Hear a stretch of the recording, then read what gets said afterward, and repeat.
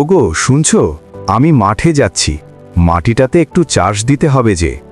কিছু তো খেয়ে যাও, নইলে অসুস্থ হয়ে পড়বে তো। দুপুরে এসে তারপর খাবো, আমি এখন গেলাম। জল রে বিন্দু, আজকেই শেষ জমিটুকু চাষ করতে হবে। এবার যদি ফসল ভালো না হয় তবে আরিফের স্কুলের বেতন দেওয়া হবে না রে।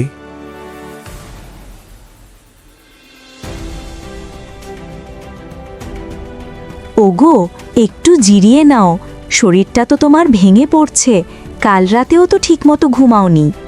অভাব যার দুয়ারে, ঘুম তার চোখে মানায় না গো। মরল সাহেব বারবার লোক পাঠাচ্ছে, সুদের টাকা না দিতে পারলে এই জমিটুকুও কেড়ে নেবে। কিন্তু এবার যদি আল্লাহ মুখ তুলে চায় তবে সোনার ফসল ঘরে উঠবে, আর সেগুলো দিয়ে জমিদার বাবুর দেনা পাওনা সব কিছুই শোধ করতে হবে। কারণ জমিদার বাবু বেশি একটা সুবিধার মানুষ নই যে। রহমতের ওই জমিটা আমার চাই। ওখানে আমি ইট ভাটা বানাবো। ও যদি টাকা দিতে না পারে তবে কালই ওর গরুটা কেড়ে নিয়ে আয়, দেখি ও চাষ করে কিভাবে।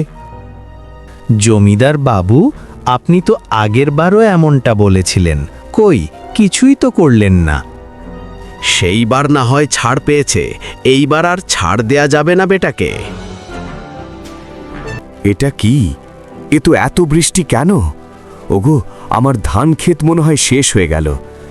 বন্ধুরা, ভিডিওটি ভালো লাগলে লাইক দাও, চ্যানেলটা সাবস্ক্রাইব করো আর বেল আইকনটা চালু রাখো আমার মজার গল্পগুলো সবার আগে পেতে। এই ঝড়ের দিনের বৃষ্টিতে আমার কষ্টের ফসল সব মাটির সাথে মিশে যাচ্ছে। হে আল্লাহ, আমাদের দিকে তাকাও। এ কি, এখন আমাদের কি হবে গো? আমাদের ফসল সব নষ্ট হয়ে যাবে তো। আল্লাহ, আমাদের দিকে তাকাও।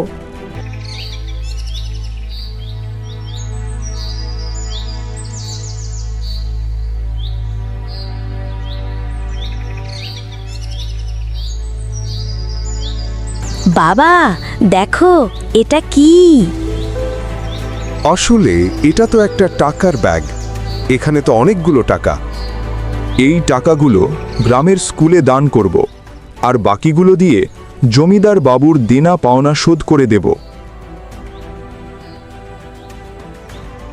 আসসালামু আলাইকুম মাস্টার মশাই।